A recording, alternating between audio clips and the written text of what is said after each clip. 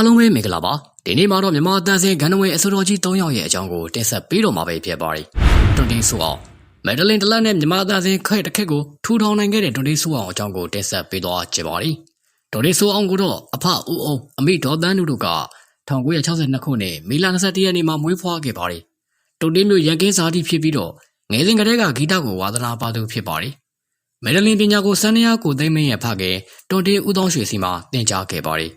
အနုပညာလမ်းခရီးကိုတော့ထိုင်ဝမ်လောကဖြင့်1989ခုနှစ်မှာဝင်ရောက်ခဲ့ပါတယ်။ထိုင်ဝမ်လောကမှာတည်ဆိုစဉ်ကအစိုးရကြီးတိုနေသိန်းနံနဲ့ဟင်းသရထွန်းရင်တို့ရဲ့သချင်းတွေကိုတည်ဆိုရကနေနောက်ပိုင်းမှာတော့ကိုပိုင်တန်တဲ့သချင်းတွေကိုကိုယ်တိုင်ရေးဆက်တည်ဆိုခဲ့ပါတယ်။1992ခုနှစ်ကနေစပြီးတော့ AR တိုင်းမြို့နယ်ဆုံးကြေးရွာအနှံ့ကိုတကူတော်လှည့်လည်ဖြောပြရင်းနဲ့ကိုယ်တိုင်ဖန်တီးထားတဲ့မြန်မာတန်တဲ့သချင်းတွေနဲ့ပရိသတ်ကိုထိတွေ့စေခဲ့ပါတယ်။အဲဒီနောက်မှာတော့1994ခုနှစ်1995ခုနှစ်တွေမှာရန်ကုန်ဂီတလောကတွေကိုစတင်အခြေချခဲ့ပါတယ်။နယ်လက်တီဆိုဖြောပြရင်းနဲ့တွန်တေးမြို့မှာရှိတဲ့အကိုင်းဒေသအတွင်းမှာကက်ဆက်တစ်လုံးနဲ့အပျော်တမ်းဒေသအတွင်းခဲ့တဲ့ဝေကတူတေးစီရီနဲ့ပရိသတ်လက်ခံလာပြီးတော့အောင်မြင်မှုတွေစတိုက်ရရှိလာခဲ့ပါတယ်။အဲဒီနောက်မှာဒုတိယစီရီဝစ်လင်မဲတတိယမြောက်စီရ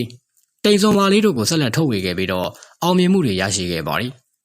ဆက်လက်ပြီးရွှေမင်းကန်ဒေသအတွင်းကနေကိုလို့ခေါ်ပါစီရီနဲ့ကဘာကျော်ဒေသအတွင်းကထုတ်ဝေတဲ့လက်ရွေးစင်စီရီတွေအပါအဝင်တေးစီရီပေါင်း100ကျော်ထုတ်ဝေခဲ့ပါတယ်။ဂီတဂန်နဝင်တိုတေးဆိုအောင်ရဲ့တေးစီရီတွေက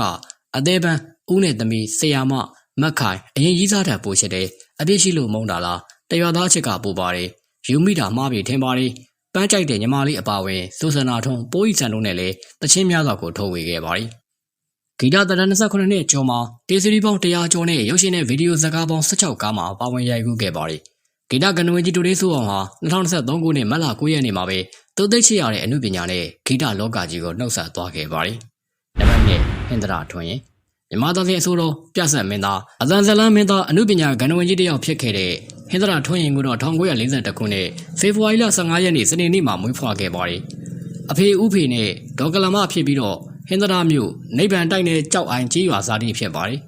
ငယ်စဉ်ကကြေးရွာဖုံးတော်ကြီးကျောင်းမှာပညာသင်ကြားခဲ့ပြီးတော့အရွယ်ရောက်လာတဲ့အခါဟင်္ဒရာမြို့ National ကျောင်းမှာအတန်းပညာသင်ကြားခဲ့ပါတယ်ငယ်စဉ်ကတည်းကဂီတဝါသနာပါသူဖြစ်ပြီးတော့အားလက်ချိန်တိုင်းမှာမက်ဒလင်တလက်နဲ့ကိုပိုင်တန်စင်တွေကိုရေးဆက်လေးရှိပါတယ်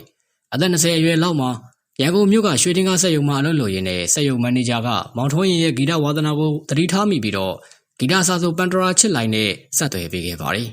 1964ခုနှစ်မှာတော့ပန်တရာချစ်လိုင်းရေးဆက်တဲ့မောင်ကြီးကျိုနေမယ်လှဲ့ရင်ကျော့စတဲ့သချင်းတွေနဲ့တပြားလောကမှာနေရာရလာခဲ့ပါတယ်အဲဒီနောက်မှာတော့ဂန်နဝင်ကြီးဟာဂီတစာဆိုခင်မောင်ဝင်းဂီတစာဆိုမောင်ကြီးမုံတို့နဲ့ပေါင်းပြီးတော့သချင်းများစွာကိုထုတ်ဝေခဲ့ပါတယ်ဂီတဂန်နဝင်ကြီးရဲ့ထင်ရှားကျော်ကြားတဲ့ဇလန်းအချို့ကတော့ပောက်ပင်ဘာကြောင့်ကိုင်းရတယ်ပြိုင်းနာလို့ကိုင်းရတယ်မောင်ဖင်ငယ်လိုအချစ်ချစ်ပုတ်ပါချစ်တောင်ပြုံးတောင်ပန်ဒီလူလေးတို့ပဲဖြစ်ပါတယ်ဂီတဂန်နဝင်ဟင်္ဒရာထွန်းရင်ဟာဇပွဲသဘင်တစ်ခုကိုလည်းထူထောင်ခဲ့ပြီးတော့ကြာပန်းဖြောပြခဲ့ရမှာအောင်မြင်မှုတွေလည်းရရှိခဲ့ပါတယ်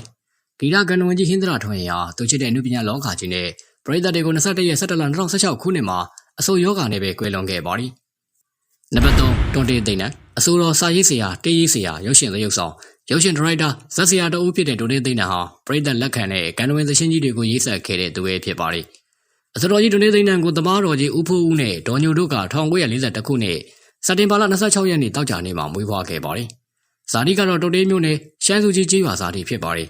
မြမအတန်မှာအလုပ်လုပ်စဉ်1956ခုနှစ်မှာမြမအတန်ရေဒီယိုမှတချင်းတစ်ပုဒ်စနှစ်ပုဒ်စစတင်ထုတ်ဝေခဲ့ရကနေပြီးတော့1960 1962ခုနှစ်ကကိုရိုင်းရေးကိုရိုင်းတီဆိုခဲ့တဲ့မောင်မြတ်ရေးစမ်းဖြင့်ခန်းလေပြီဆိုတဲ့သချင်းနဲ့ဂီတနယ်တဲ့ကိုစတင်ရောက်ခဲ့တာပဲဖြစ်ပါတယ်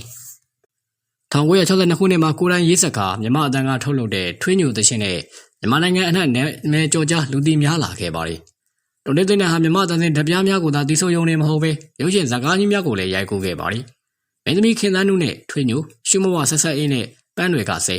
ဝဝဝင်းရွှေနဲ့အရွှေတို့ရွာမင်းမြင့်ခိုင်နဲ့မုံစရာကြီးစတဲ့ရုပ်ရှင်ဇာတ်ကားပေါင်း68ကရိုက်ကူးခဲ့ပါတယ်တပြားလောကမှာပန်းတွေကစိနှမလက်လျှော့နေလေတော့မြသီတာအကျိုးတော်ထောက်ပြီးမဲ့အတိတရားအညာတစ်ခုမြစ်တာမီးရဲ့ကိုရဲ့မင်းရဲ့ပန်းပတော်ရဲ့ဖိုးလာမင်းကိုအောင်သိခိုင်မယ်စားတဲ့တချင်းတွေအပါအဝင်တိတ်ခွင်29ခွေတချင်း350ခန့်ထုတ်ဝေခဲ့ပါတယ်1994ခုနှစ်ဇန်နဝါရီလ10ရက်နေ့မှာတော့သူချစ်တဲ့အမှုပညာကိုလက်ပြနှုတ်ဆက်သွားခဲ့ပါတယ်အဆုံးထိကြည့်ပေးကြတဲ့အတွက်အားလုံးကိုကျေးဇူးတင်ပါတယ်ခင်ဗျာ